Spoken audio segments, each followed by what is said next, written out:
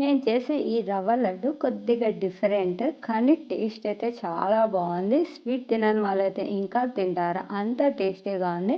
ఎలా తయారు చేయాలో చూద్దాం. ముందుగా ఇందులోకి కొద్దిగా పచ్చి కొబ్బరి తీసుకోవాలి, ఎండు కొబ్బరి అస్సలు తీసుకోకూడదు. ఇలా పచ్చి కొబ్బరి తీసుకోవాలి. తర్వాత ఇందులోకి 1 కప్పు బొంబాయి రవ్వ తీసుకుంటున్నాను.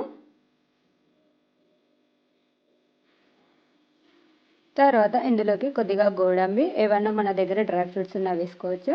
తర్వాత ఇందులో కొద్దిగా షుగరు 1 కప్పు. ఒకవేళ స్వీట్ ఎక్కువ కావాలన్న వాళ్ళు కొద్దిగా ఎక్కువ యాడ్ చేసుకోండి. ఇలా షుగర్ వేసి మెత్తగా గ్రైండ్ చేసుకోవాలి. ఇలా గ్రైండ్ చేసుకొని ఒక బౌల్లో యాడ్ చేస్తున్నాను మొత్తాన్ని. తర్వాత ఇలా పచ్చి కొబ్బరిని చిన్న చిన్న పీసెస్గా కట్ చేసుకొని వీటిని కూడా మిక్సీ జార్లో వేసి మెత్తగా గ్రైండ్ చేసుకోవాలి.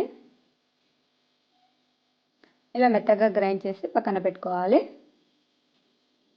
తర్వాత ఒక పాన్ తీసుకొని కొద్దిగా నెయ్యి యాడ్ చేస్తున్నాను. నూనె అస్సలు వేయకూడదు, నెయ్యి వేస్తేనే చాలా టేస్టీగా ఉంటుంది. తర్వాత ఇందులో కొద్దిగా గోడంబి వేసి కొద్దిగా లైట్గా దూరగా వేయించుకోవాలి.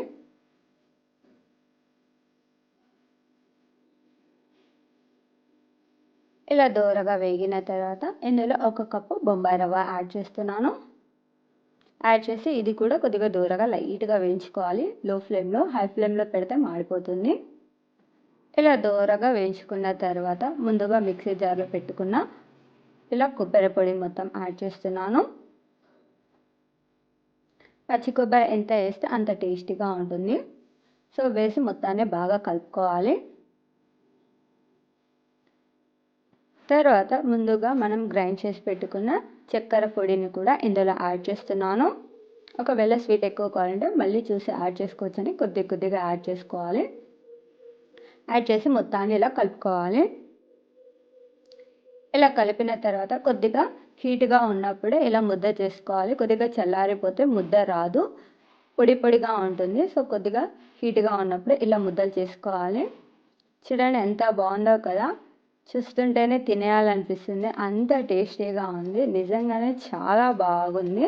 ఇది 1 or 2 days ఉంటుంది.